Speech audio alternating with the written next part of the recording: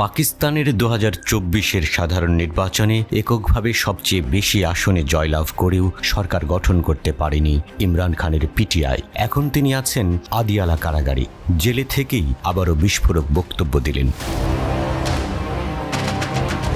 1971 সালে যে ভুলে বাংলাদেশের কাছে হেরেছিল পাকিস্তান, সেই একই ভুল আবারও করতে যাচ্ছে দেশটি। 70-এর নির্বাচনে বঙ্গবন্ধু শেখ মুজিবুর রহমানের সাথে গাদ্দারি করার ফলে ভুগেছিল পাকিস্তান। ইমরান খানের সঙ্গে সেই একই কাজ করে ইতিহাসের ফের পুনরাবৃত্তি করতে যাচ্ছে শেখবাজ শরীফ।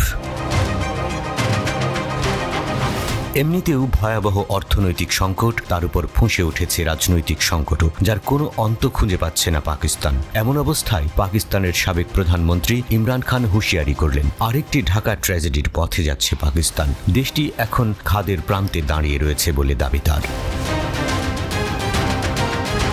11 এপ্রিল পিটিআই প্রধানের সঙ্গে কারাগারে দেখা করে আসা নেতাদের বক্তব্যের বরাত দিয়ে এমন তথ্য জানিয়েছে পাকিস্তানি সংবাদ মাধ্যম দ্য ডন।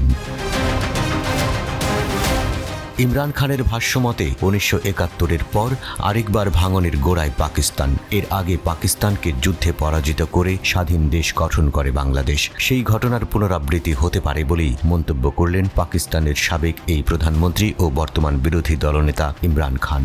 একই সঙ্গে স্থিতিশীল অর্থনীতি ছাড়া দেশ টিকে থাকতে পারে না বলেও সতর্ক করে দিয়েছেন তিনি।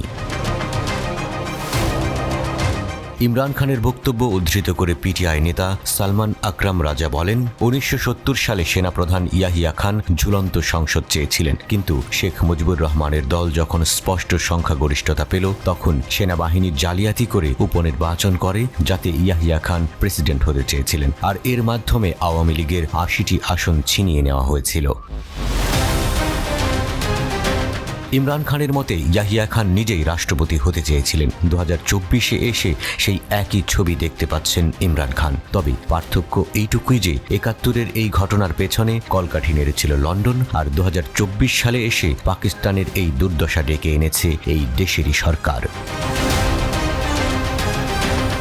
কারাগারে দলের আইনি দল ইমরান খানের সাথে দেখা করে এসে আরও জানায়, বিশেষ কৌঁসুলিরা ইমরান খান ও বুশরা বিবির বিরুদ্ধে মামলার শুনানিতে অংশ নিচ্ছেন না, যার কারণে কার্যক্রম বিলম্বিত হচ্ছে।